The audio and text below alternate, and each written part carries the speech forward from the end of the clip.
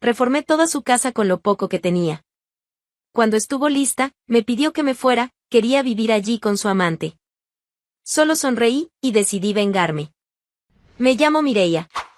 Y durante mucho tiempo, mi vida se limitó a la exactitud de horarios, tareas y una soledad elegida. Vivía sola en un pequeño apartamento en A Coruña. Estudiaba durante el día, trabajaba por la noche, y mantenía una disciplina que rozaba el automatismo. Sin espacio para distracciones, vínculos ni nada que escapara a mi control. Evitaba fiestas, rechazaba invitaciones, y mantenía a las personas a distancia con la fría discreción de quien ya decidió no volver a lastimarse. Así seguí durante años, con las manos ocupadas, la mirada baja y el corazón cerrado. Y habría seguido así, de no ser por Mauro. No sé decir el día exacto en que lo vi por primera vez. Pero recuerdo la impresión. Un chico de hablar suave, que parecía vivir en otra época. Siempre con ropa sencilla, actitud tranquila y una mirada tan serena que me incomodaba. No era belleza, era otra cosa. Un tipo de presencia que no pedía espacio, lo ocupaba sin esfuerzo. Mauro hablaba con quien se cruzaba en el mercado, ayudaba a los ancianos a cargar bolsas en la calle, sonreía a niños que ni conocía. No se escondía como yo. Él se esparcía. Nos cruzamos por casualidad varias veces, hasta que las miradas dejaron de ser accidentales. Primero fueron saludos sin palabras. Luego, un buenos días, un comentario sobre el clima, una frase cualquiera que no parecía importante. Pero cada conversación dejaba una huella. Siempre hablaba despacio, como si las palabras necesitaran tiempo para nacer. Y yo, acostumbrada a la prisa, empecé a desacelerar sin darme cuenta. Nunca planeé nada. Nunca quise nada. Pero cuando me di cuenta, ya lo esperaba en el camino entre la universidad y el trabajo. Y nos veíamos más seguido de lo que tenía sentido. Mauro me ofrecía compañía sin exigencias. Silencios que no pesaban. Y ahí era donde todo me confundía, porque yo, que siempre había considerado la soledad como protección, estaba empezando a abrir grietas. De a poco, pero abriendo. Empecé a contarle pequeñas cosas, el nombre de mi gata que murió cuando tenía 8 años, la receta de mi abuela que nunca me salió bien, mi manía con la gente que habla demasiado alto. Y él escuchaba. Prestaba atención de una forma rara, con un tipo de escucha que acogía, sin intentar arreglar nada. Un sábado cualquiera, aceptó acompañarme a la biblioteca. Pasamos horas en silencio. Yo leyendo. Él, mirando por la ventana, sin prisa por nada. Cuando salimos, ya era de noche. La ciudad estaba húmeda y el aire helado golpeaba el rostro como un aviso. Pero dentro de mí, algo se calentaba. Caminamos juntos hasta mi calle. No intentó besarme, ni insinuó nada. Solo dijo. Es bueno cuando hablas. Incluso cuando crees que no tienes nada que decir. Estuve días recordando eso. Y después de eso, todo tomó un ritmo propio. Almuerzos improvisados en bancos de plaza, mensajes cortos de madrugada, cafés compartidos en silencio. Ninguna declaración, ningún plan. Pero era innegable, el vínculo crecía. Y crecía despacio, firme, como una raíz que rompe el cemento sin que nadie lo note. Había ternura en sus gestos. Un tipo de cuidado que no se anunciaba, pero se imponía. Me traía pan caliente cuando sabía que estudiaría hasta tarde. Mandaba canciones antiguas que, según él, tenían mi cara. Un día apareció con un llavero en forma de tortuga, porque, según él, yo parecía vivir siempre con un caparazón listo. Me reí de la comparación. Y guardé el llavero. La resistencia que llevaba dentro comenzó a disolverse, incluso sin querer. En algún momento, empecé a anhelar el próximo mensaje, el próximo encuentro. Y por más que intentara racionalizar, algo en mí sabía, me estaba dejando llevar. Por primera vez en años, mi mundo comenzaba a llenarse de color fuera del gris que yo misma había impuesto. Empecé a imaginar, en secreto, cómo sería compartir mis días con alguien. Con él. Yo, que siempre me bastaba a mí misma, me vi queriendo compañía. Quería que él supiera de mis pequeñas victorias, de los miedos que escondía, de los libros que me conmovían. Quería que estuviera cerca en los días difíciles, y que lo supiera sin que yo tuviera que pedírselo. No hubo una propuesta formal, ni fechas marcadas. Pero estábamos juntos. Y eso bastaba. Sentía que estaba comenzando algo. Por primera vez en mucho tiempo, empecé a creer que la vida podía ser más que sacrificio y silencio. Con Mauro, todo parecía posible. Era como si hubiera encontrado un soplo de ligereza en un mundo donde siempre había tenido que ser piedra. Acepté la invitación para almorzar con él un domingo. Hacía un frío leve pero persistente, como casi siempre en A Coruña. Mauro me esperaba cerca de la parada del autobús, con 2 fiambreras improvisadas y una manta de lana bajo el brazo. Dijo que quería mostrarme algo. Caminamos juntos hasta una zona alejada de la ciudad, donde los edificios nuevos desaparecían y los terrenos baldíos dominaban. No tenía idea de lo que vendría. Y él tampoco parecía querer dar muchas pistas. Fue allí, al final de una calle sin salida, donde me detuve frente a la casa. Era vieja. De esas construcciones con 2 ventanas asimétricas, muros descascarados, pintura desvaída y un olor penetrante a madera húmeda. El jardín era un montón de maleza alta, con latas viejas y un portón torcido atado con alambre. Por dentro, el suelo se hundía en algunos puntos, el techo crujía y las paredes guardaban marcas de décadas pasadas.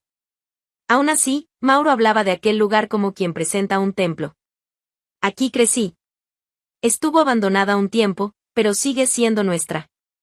De mis padres, en realidad. Pero es como si fuera mía. Quiero reconstruir todo. Empezar de nuevo, contigo. Me quedé en silencio. Sonrió con esa calma de siempre, como si acabara de mostrarme un castillo. Pero allí no había nada más que escombros y promesas. Quiero que vengas a vivir conmigo aquí, dijo, sin rodeos. Podemos hacer de esto un hogar. Un hogar de verdad. No supe qué responder de inmediato. La propuesta me tomó desprevenida. Mi primer impulso fue decir que no. Yo tenía mi espacio, mi refugio. Un apartamento pequeño, organizado, limpio, mío. La idea de dejar todo para vivir en una casa abandonada, en una zona olvidada, parecía una locura. Pero entonces él siguió hablando. Hablaba con tanto cariño de la terraza que quería reformar, de la idea de abrir la cocina, de sus planes para armar una biblioteca en el cuarto del fondo. Y yo, contra toda lógica, empecé a imaginarme todo eso con él allí.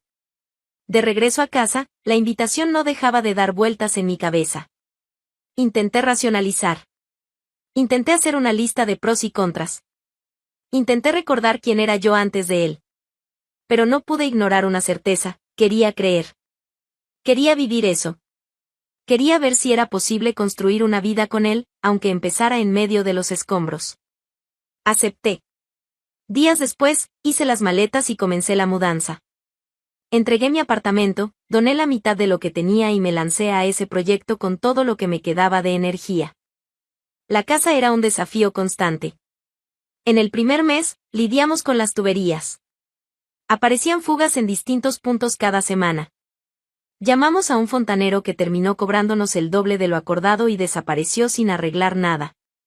En el segundo mes, el enfoque fue el suelo, arrancamos el viejo con martillo y espátula, e instalamos un laminado barato, pero nuevo. El olor a pintura invadió el pasillo. Fuimos cubriendo grietas con masilla, lijando, pintando, probando colores que no combinaban, hasta encontrar un tono neutro que nos agradara. Yo me encargaba de todo, presupuestos, materiales, pagos, decisiones.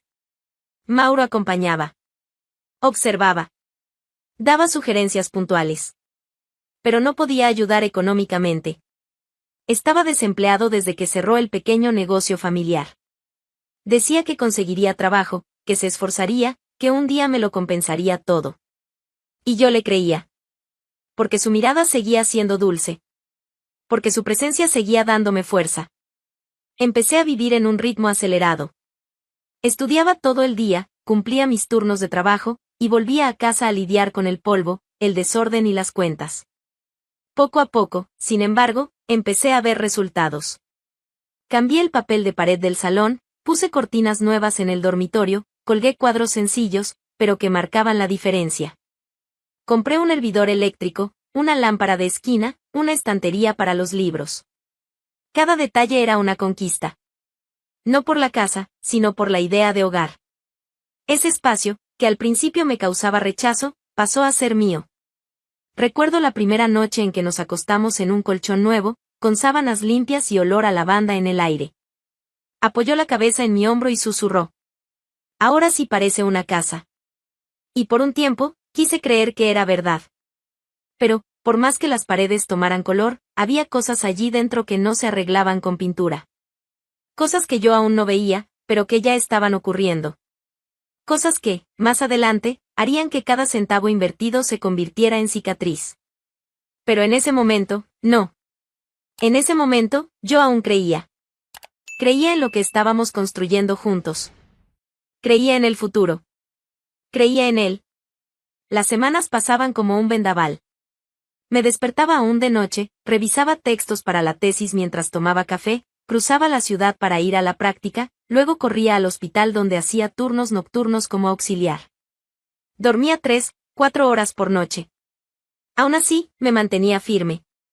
Creía que todo ese esfuerzo, esa prisa, ese cansancio absurdo, tenía un propósito. Estábamos construyendo algo juntos. Un futuro. Nuestro hogar. Solo que Mauro se quedaba. Decía que buscaba empleo. Que enviaba currículos, hacía contactos, lo intentaba. Y yo le creía. O al menos fingía que le creía. Porque quería creerle. Porque era más fácil que enfrentar la duda. Pasaba los días en casa, ocupándose de algunas pequeñas tareas. A veces pintaba una pared, otras veces arreglaba la cerca.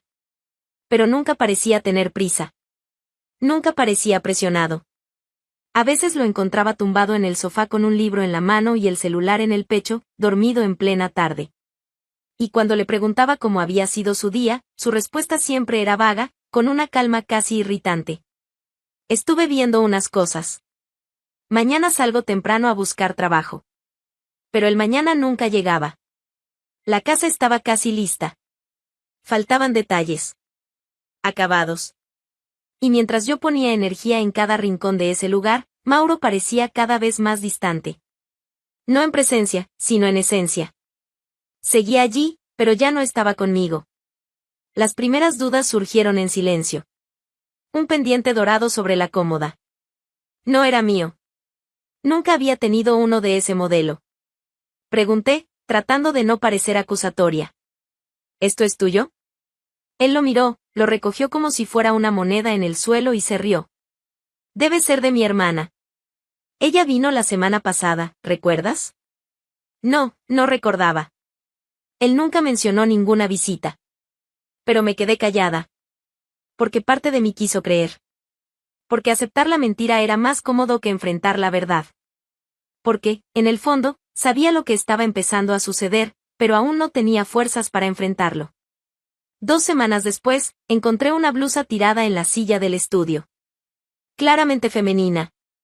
Tela liviana, perfume dulce. No era mía. Cuando le pregunté, no dudó. Debe haberse mezclado con tu ropa cuando la lavamos. A veces pasa eso en la lavandería. No usábamos lavandería. Lo miré unos segundos. Su mirada no temblaba. Mentía con una naturalidad que helaba los huesos. Pero, otra vez, me lo tragué. Me convencí de que estaba demasiado cansada. Que mi mente estaba confundida. Que tal vez me estaba equivocando. Me distraje con un boletín de la facultad, con una pila de trabajo, con otro rincón de la casa. La desconfianza es como el moho, empieza oculta, silenciosa, y cuando te das cuenta, ya ha invadido las paredes. Empecé a notar otras pequeñas cosas. Un vaso sucio fuera de lugar. Una toalla mojada que yo no usé. Marcas en el espejo. Y lo más inquietante, el olor en el cuarto, que a veces no era el nuestro. Pero él siempre tenía explicaciones. Simples, directas, convincentes. El tipo de mentira que no se esfuerza demasiado. Solo lo justo para hacerte dudar de ti misma. Estás muy cansada, Mireia. Estás viendo cosas donde no hay. Y yo le creía. Al menos lo suficiente para seguir adelante. Es difícil admitir cuando nos están tomando por idiotas. Más difícil aún es aceptar que nosotras mismas decidimos cerrar los ojos. Que nos aferramos a la esperanza como a una tabla podrida en medio del mar. Yo creía estar construyendo algo sólido, pero en el fondo ya lo sabía, había grietas que no venían de las paredes. Me entregaba por completo. Mi dinero, mi tiempo, mi cuerpo, mi energía. Dormía menos de 4 horas por noche. Comía cualquier cosa de pie. Mi cuerpo dolía. Mis ojos ardían. Y aún así, le sonreía cuando llegaba a casa. Preparaba la cena. Escuchaba sus fantasías sobre el futuro. Decía que algún día me lo devolvería todo. Que me llevaría de viaje. Que me haría olvidar todo el cansancio. Era eso lo que sostenía. Esa promesa vacía. Esa fantasía. Sabía que mentía. Lo sabía. No necesitaba pruebas. Ya estaba todo ahí, en la forma en que desviaba la mirada, en la calma exagerada de sus respuestas, en esa sonrisa que ya no llegaba a los ojos. Pero admitirlo sería destruirlo todo. Y yo aún quería creer que todo ese esfuerzo no había sido en vano. «Estás diferente», comenté una noche, mientras lavaba los platos. ¿Diferente cómo? Distante. Es el estrés. Está todo apretado. Pero va a mejorar. Confía en mí, Mireia. Lo decía mirándome a los ojos. Como si la equivocada por dudar fuera yo. Lo peor de ser engañada es darte cuenta de que lo permitiste. Que viste las señales, una por una, y aún así seguiste. La esperanza tiene un sabor amargo cuando se mezcla con el miedo a estar sola. Continué. Seguí adelante. Me mantuve firme. Porque necesitaba que eso funcionara. Porque quería tener razón al haber creído. Porque si abandonaba allí, todo lo que había hecho hasta ahora no habría servido de nada. La rutina empezó a cambiar cuando Mauro consiguió un empleo. Fue una conquista celebrada con exageración. Llegó a casa sonriendo como si hubiera ganado la lotería, con un contrato sencillo de medio tiempo en una tienda de repuestos de autos. El salario era bajo, las condiciones medianas, pero él parecía demasiado satisfecho. Y yo me permití respirar aliviada. Pensé que, finalmente, estábamos entrando en equilibrio. Es solo hasta las 2 de la tarde. Pero ya es un comienzo, dijo él, abrazándome por la espalda mientras yo lavaba los platos. ¿Solo hasta las 2? Me extrañé. ¿Vas a buscar otro turno? Por ahora, no. Voy a esperar a afianzar este primero. Después veo. Una cosa a la vez. Asentí, en silencio. Estaba trabajando. Contribuyendo, al menos en parte. Ya era más de lo que hacía antes. Me esforcé por no exigir más que eso. Me equivoqué de nuevo. Con el nuevo trabajo, Mauro salía temprano, volvía a comienzos de la tarde, y desaparecía dentro de su propia casa. Y, en poco tiempo, empezó a regresar más tarde que yo. Pero todo con la misma calma de siempre. La misma frialdad elegante. Yo, agotada, apenas notaba los minutos del día pasar. Estaba al borde entre el colapso y la supervivencia. La mochila de la universidad pesaba como plomo. Los turnos se extendían sin previsión. Dormía mal. Comía mal. Y aún así, preparaba la cena. Lavaba la ropa. Mantenía la casa respirando. El poco tiempo que nos quedaba juntos era cada vez más corto, y más vacío. Fue en esa marea de desgaste que llegó la noticia de la universidad. Estaba en uno de los pasillos, casi dormida de pie, cuando la coordinadora me llamó. Valencia. Prácticas remuneradas. El alojamiento está incluido. Es solo por 6 meses, pero te va a abrir puertas, Mireia. Eres la primera en la lista. El corazón me latía con fuerza. Era más de lo que podía soñar en ese momento. Una oportunidad que podía cambiarlo todo. Trabajo real, reconocimiento, paz. Salí de la facultad y fui directo a casa. Estaba ansiosa, feliz, casi eufórica. Quería contárselo a Mauro. Quería verlo emocionarse conmigo. Quizá él aceptara ir conmigo. Empezar una nueva etapa. Dejar esa casa, ese pasado en ruinas. Empezar de nuevo, de verdad, en otro lugar. Pero cuando llegué a casa, todo se acabó. La puerta del cuarto estaba entreabierta. Yo traía bolsas con comida y entré con naturalidad. Estaba sonriendo, lista para dar la noticia.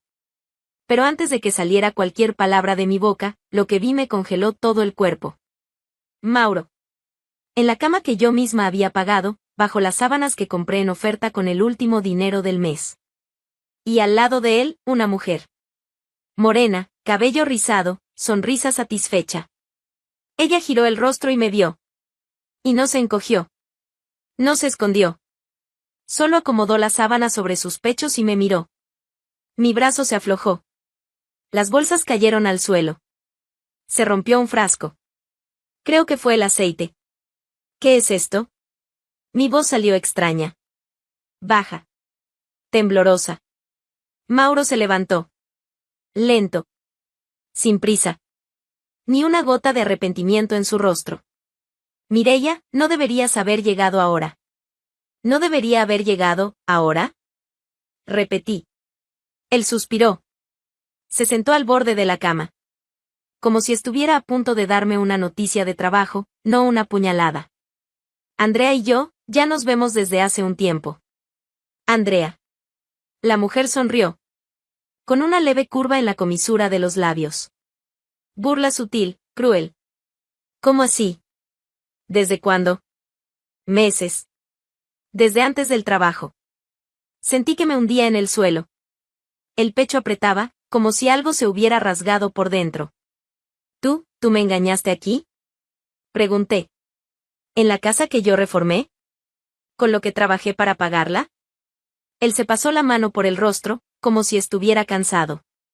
Y entonces, la puñalada final. Quiero que te vayas, Mireia. Ahora la casa será mía y de ella. Me quedé parada, mirando al hombre que amé. ¿Qué mantuve? Que elegí, contra toda lógica. Que ahora me miraba como si yo fuera una molestia. Mi voz salió baja. Precisa. Una línea recta cortando el caos. Dame 3 días. ¿3 días? Eso. Solo eso. 3 días. No esperé respuesta. Fui al cuarto de huéspedes. Cerré la puerta. Y me acosté en una cama dura, rodeada por paredes que yo misma había pintado. Del otro lado de la pared, vinieron risas ahogadas. Murmullos. Su cama crujía. No esperaron ni que yo saliera. Pero me quedé. Y en la oscuridad del cuarto, con los ojos abiertos, sin una pizca de sueño, pensé en cada centavo, cada noche mal dormida, cada promesa hecha con voz suave. 3 días. Era todo lo que necesitaba. Y ellos no tenían idea de lo que estaba a punto de hacer. El tercer día, estaba decidida a vengarme antes de salir de esa casa. Me puse mi ropa más cómoda, recogí el cabello en una cola y tomé mi café en silencio. No había prisa, solo precisión. Tomé el celular y marqué. Hola. Necesito un equipo hoy. Servicio completo. Reforma al revés. Al otro lado de la línea, silencio por 2 segundos. ¿Cómo dice, señora? Quiero que desmonten todo. Piso, armarios, lámparas, zócalos, cortinas, calentador, todo lo que se pueda quitar. No rompan nada, solo remuevan. Todo lo que pagué, lo quiero fuera de la casa. Lo que quede, que se pudra. Más silencio. ¿Usted quiere que deshagamos la reforma? Exactamente. Y sí, hablo en serio. Hoy. Pago en efectivo. Llegaron antes de las 9. 3 hombres y una mujer, con cara de haberlo visto todo, pero aún así sorprendidos por el pedido. La reforma fue recién hecha, dijo uno de ellos, mirando alrededor, perplejo. Lo sé. Yo la pagué. Y ahora la vuelvo a pagar para deshacerla. Así es cuando eliges al hombre equivocado. Se rieron. Yo también. Empezaron por la sala. Las lámparas modernas, que le habían dado una nueva cara al ambiente, fueron retiradas con cuidado. Luego los armarios de la cocina, madera clara, herrajes nuevos, perfectamente alineados, todo salió como entró. Las griferías de acero inoxidable fueron removidas, el calentador portátil que instalé con tanto esfuerzo también. Todo fue empaquetado, limpio, separado. El papel tapiz de la sala fue arrancado en tiras. El piso laminado fue removido, revelando el viejo suelo de cemento gastado. En 4 horas, la casa parecía un sótano olvidado de 1982. Cuando entraron en el cuarto de la pareja, pregunté: ¿se puede quitar el cabecero de la cama? Esa porquería fue un regalo mío. Claro, señora. Solo está atornillado. Excelente. Arránquenlo con ganas. Ah, y el estante encima de la cama también. Que ahora se apoye en su propia dignidad. El equipo era eficiente. Y discreto. Ni una pregunta más allá de lo necesario. Ningún juicio. Era solo otro servicio, pero con el sabor de una pequeña venganza civilizada. Al mediodía, ya no había señales de reforma. La casa era nuevamente lo que siempre fue, húmeda, oscura, descuidada. El techo mostraba una grieta que habíamos cubierto con yeso y esperanza. La humedad volvía a escurrir por las paredes. El olor a moho resurgía triunfante. Me despedí del equipo y pagué en efectivo. Todos agradecieron y se fueron con sus camiones llenos, literalmente, de todo lo que un día representó nuestro hogar. Aún tenía tiempo. Me cambié de ropa, tomé un café fuerte en la taza que llevaría conmigo y me senté en el sillón de la entrada, lo único que quedaba allí además del vacío. Esperé a Mauro con la paciencia de quien ya conoce el final de la obra, pero insiste en ver el último acto. A las 6 de la tarde, escuché el sonido familiar de la llave girando en la cerradura. Entró con la mochila al hombro, celular en la mano. Dio 2 pasos y se detuvo. Congelado. Miró a su alrededor como si lo hubieran transportado a otro tiempo. Tal vez pensó que entró en la casa equivocada. O que alguien había saqueado todo. Sus ojos recorrían el suelo crudo, las paredes descascaradas, la cocina vuelta a su fase prehistórica. «¿Mireia?», preguntó, con la voz fallando entre asombro y miedo. Me levanté del sillón despacio, como quien se presenta al final de una ópera. «Bienvenido a tu hogar. Está tal cual lo encontré cuando llegué. ¿Recuerdas?» ¿Qué pasó aquí? Solo quité lo que era mío. Reformé, pagué, instalé, y ahora desinstalé. Simple. Estás bromeando, ¿no? Mauro. Sonreí. Una sonrisa leve, casi generosa. ¿No querías la casa? Tardó 2 segundos en responder. Tiempo suficiente para que la frase lo atravesara. Quería. Pues ahí está. Fui al pasillo y recogí mi mochila. Solo una. Ligera. Dentro, lo esencial, documentos, laptop, pasajes. Y mi dignidad intacta. Antes de salir, me detuve en la puerta y lo miré por última vez. Estaba en medio de la sala destruida, con la expresión de alguien que acaba de despertar dentro de su propia pesadilla. A tu amante le va a encantar. Va con el estilo de ella.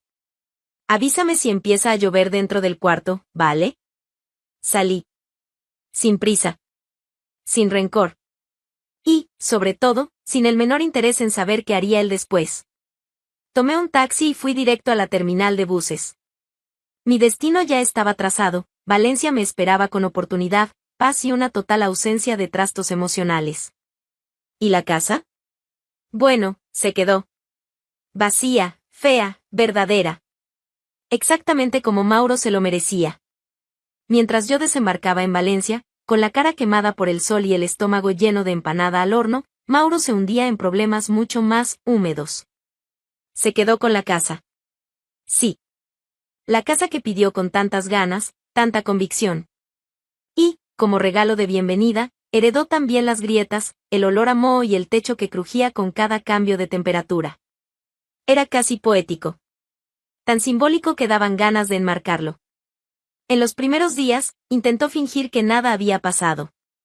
Me mandó un mensaje diciendo espero que estés bien, que obviamente ignoré con la elegancia de quien empieza una vida nueva y no siente la menor nostalgia de la anterior.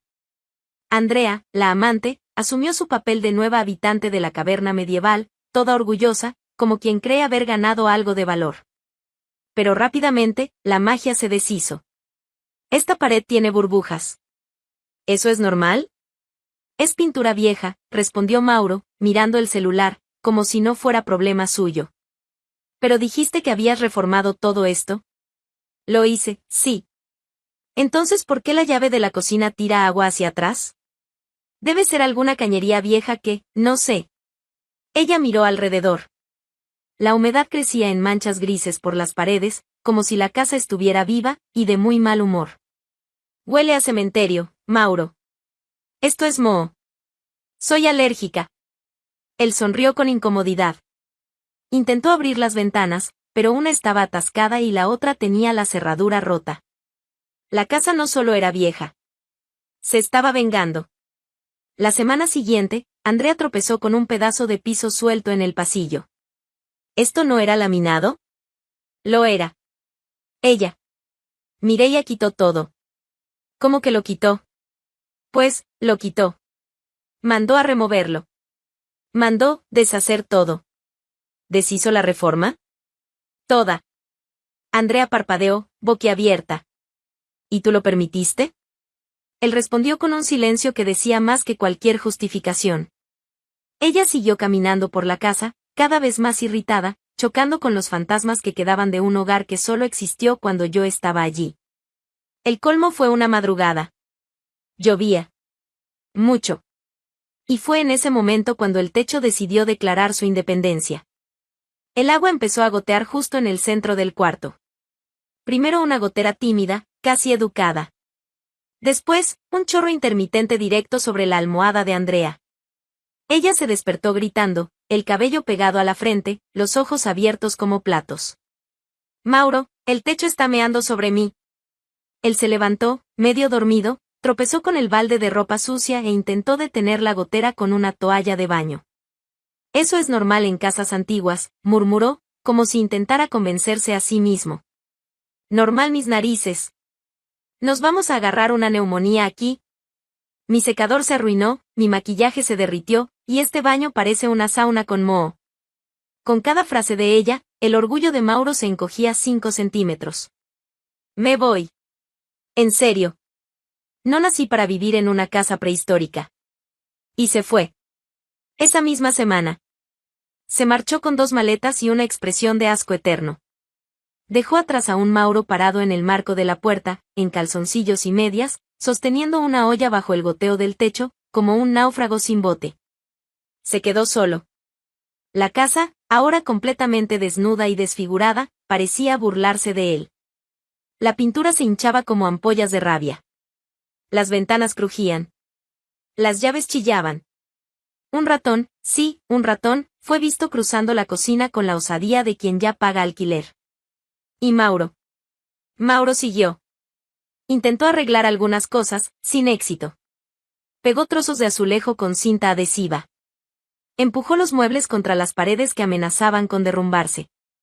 Intentó dormir en la sala, después en el sofá, después en casa de un primo. Ningún lugar aceptaba su incomodidad como la casa que él insistió en quedarse. Mientras tanto, del otro lado del país, yo seguía ligera. Valencia me abrazó con un calor que A Coruña jamás ofreció. La pasantía era exigente, pero prometedora. Los profesores me trataban como alguien con futuro. Y por primera vez en mucho tiempo, comía despacio, dormía toda la noche y despertaba sin peso en el pecho. Cada día, el recuerdo de la casa en ruinas se hacía más pequeño. Mauro se hacía más pequeño. Toda la historia que parecía irreemplazable ahora era solo un párrafo mal escrito en medio de un libro que seguía fuerte. No sentí nostalgia. Ni un segundo. Solo miraba hacia adelante, y a veces hacia arriba, solo para asegurarme de que el techo seguía firme, sin goteras, sin grietas. Mientras tanto, en A Coruña, alguien todavía dormía con una olla en la cama. Y así fue como él se quedó con la casa de sus sueños, solo que sin reforma, sin comodidad y, claro, sin Mireia. Ahora, el único sonido que llena esas paredes es el de la gotera insistente cayendo en el balde de la sala. Mientras tanto, ella sigue en Valencia, plena, libre y con el techo entero. ¿Y tú, en su lugar, habrías hecho lo mismo? Cuéntanos en los comentarios, ¿cuál sería tu venganza perfecta?